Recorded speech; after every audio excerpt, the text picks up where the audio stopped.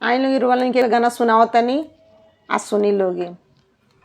आपन खोलिया बाहर ए मनोज पापा, आपन खोलिया बाहर ए मनोज पापा, अवतारे दुल्हा दामाद ए लाला, अवतारे दुल्हा दामाद ए लाला।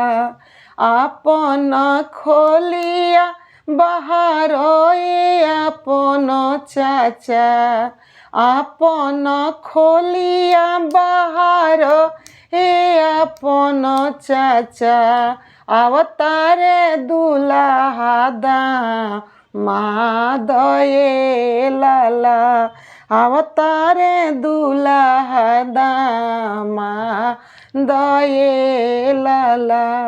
बैठे के मांगेल टेबुल कुर्सी हो, बैठे के मांगेल टेबुल कुर्सी हो, लड़े के मांगेले मैं दान ए लाला।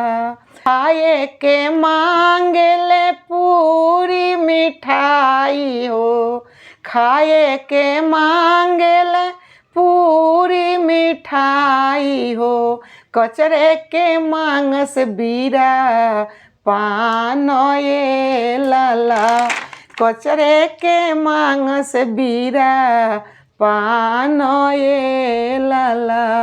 आपन खोलिया बाहर ए आपन भैया, आपन खोलिया बाहर ए आपन भैया, अवतारे दुल्हा दामाद ए लाला। बिहे के मांगेले हमार धियावा हो, बिहे के मांगेले सुंदर धियावा हो, जिंदगी लाया पाना सिंगार ए लाला, जिंदगी लाया पाना सिंगार ए लाला।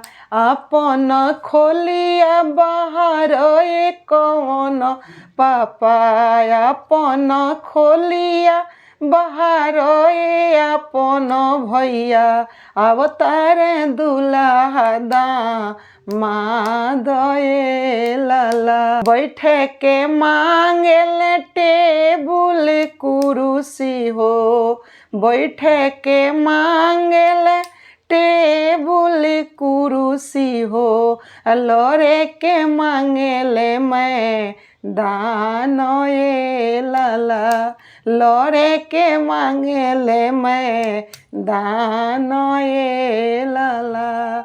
अगर हमारा गाना अच्छा लगल है तो लाइक करम, कमेंट करम, शेयर करम और ज़्यादा से ज़्यादा सब्सक्राइब करी लोगिन और कमेंट तो जरूर करी लोगिन।